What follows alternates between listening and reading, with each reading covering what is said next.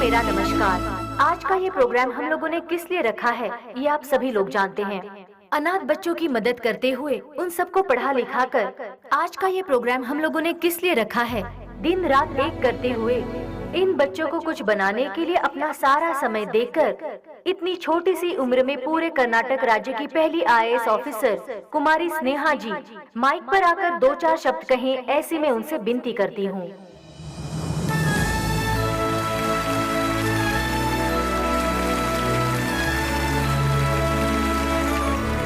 सबको मेरा नमस्ते। यहाँ जितने भी बच्चे हैं कोई अनाथ नहीं है। जानते हो क्यों? जरा अपने आसपास नजर डालो, तुम लोगों के साथ कितने लोग हैं। इन सब के होते हुए आखिर तुम लोग अनाथ कैसे हुए? तुम लोगों के साथ मैं भी हूँ। इस अनाथ शब्द को अपने मन से निकाल फेंको। अपने देश की भलाई के लिए कुछ करने की सोचो।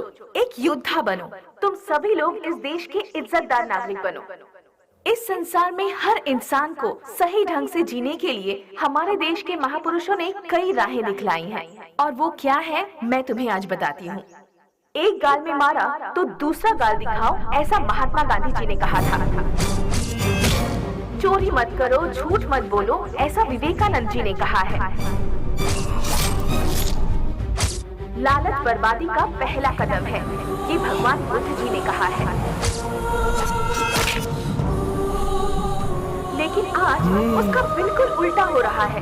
जैसे गांधी जी ने कहा था, कोई एक गाल पर मारे तो दूसरा गाल आगे कर दो, उसके मायने ही बदल गए हैं। चोरी करने के लिए खून और खून को छुपाने के लिए झूठ का सहारा लिया जा रहा है।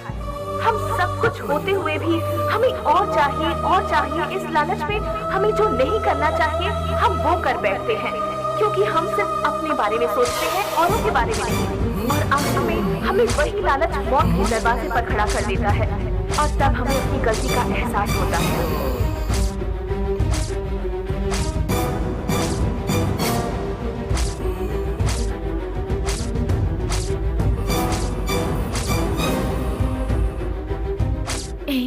मैं तुम्हारे आने का इंतजार करूंगी।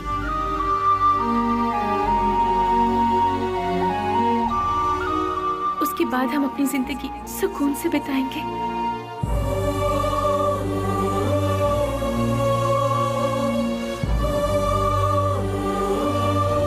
बिल्कुल ऐसी है आज की दुनिया। इसीलिए बच्चों, तुम सब हमारे देश की रीढ़ की हड्डी बनकर इस देश को और ऊंचाई पर ले जाना और अपने देश का नाम रोशन करना, यही मेरा सपना है। तुम करोगे ना?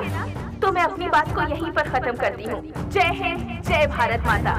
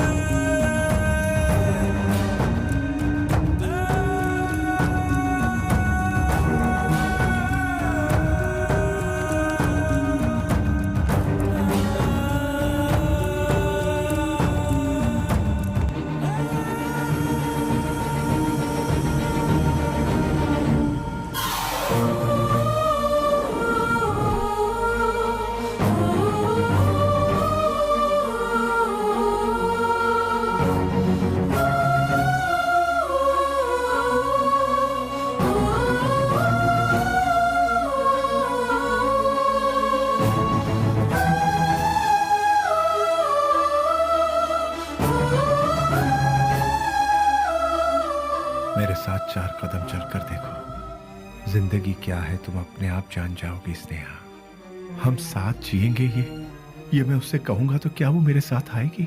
अच्छा ही हुआ मेरा साया भी उससे दूर हो गया। एटलीस्ट उससे तो सुकून से जीने दो। इस लालची दुनिया का मैं एक बदनुमा ताक हूं। नहीं, मैं उसके लायक नहीं रहा। वो खुश रहे, मैं यही चाहता हूं।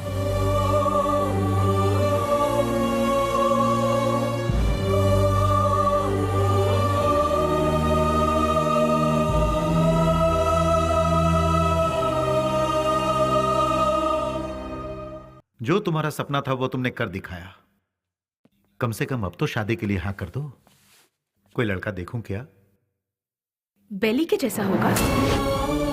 आप ऐसे शौक क्यों हो गए भैया? बेली के जैसे ही कोई लड़का मिलेगा ना मुझे। बिल्ली बिल्ली बिल्ली बिल्ली, बेली कब का मर चुका है? जो मर चुका है उसकी याद में बार बार अपने आप को क्यों सता रही हो? वो जिंदा है इसीलिए। इंटेलिजेंस की रिपोर्ट क्या है ये आपसे ज्यादा अच्छी तरह से मैं जानती हूँ भैया। बेली जिंदा है भैया, ये मैं जानती हूँ, लेकिन वो कहाँ है ये बात सिर्फ आप जानते हैं भैया। मुझे सिर्फ एक बार उसे दिखा दो भैया, दिखा दो ना प्लीज भैया। दिखाऊंगा तो शादी करोगी क्या? लेकिन बेली से नहीं, किसी दूसरे लड़के से।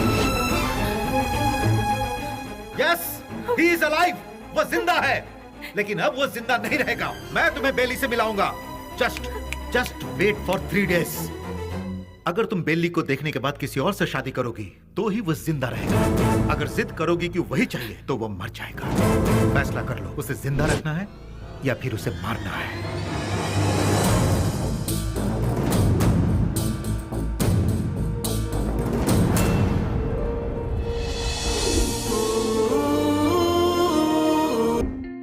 बेली को देखना है, देखना है, देखना है। एक ही जिद में अड़ी थी ना।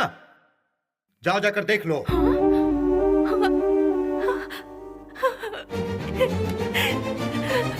नेहा, उसकी जिंदगी और मौत तुम्हारे हाथ में है।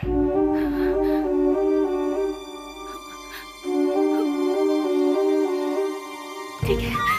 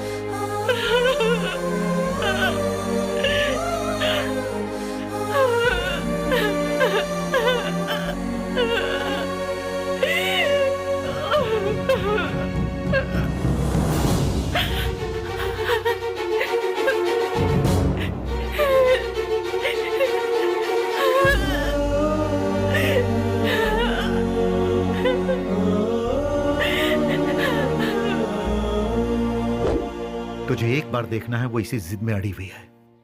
मेरी बहन आई मीन अपनी दोस्त के खातिर तो आएगा ना?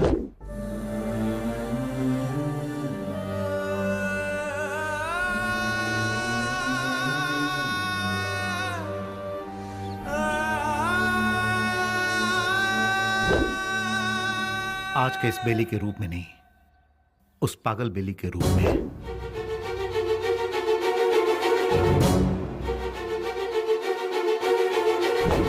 जब तुम उसके सामने आओगे तो पागल बेली बनकर आओगे, आओगे ना?